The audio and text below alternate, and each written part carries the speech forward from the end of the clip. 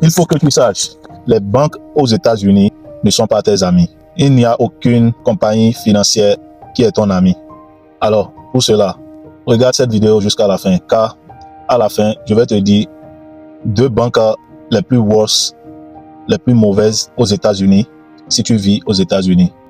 Mon message pour cette vidéo, c'est que, comme mon mentor a dit, tes 30 secondes dans un restaurant indiquent la manière dont on va te traiter tout au long de ton expérience dans ce restaurant. Si tes premiers 30 secondes ne sont pas bons avec un restaurant, juste il faut sortir et aller dans un autre restaurant. C'est de la même manière, il faut traiter toute transaction qui va involver ton argent. Toute transaction que tu vas mettre ton argent, c'est de la manière il faut les traiter. Car aux États-Unis, tu mets ton argent en banque, tu ne connais pas les termes et conditions de cette banque, tu ne connais rien de cette banque.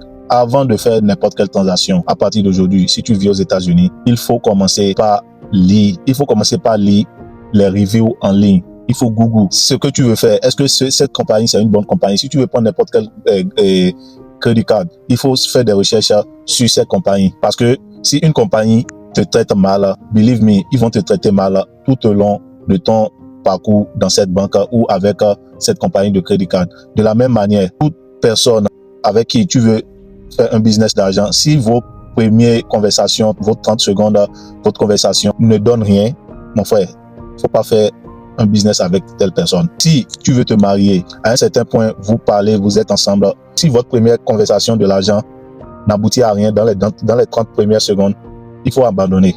Parce que l'argent est très important dans la vie de l'homme.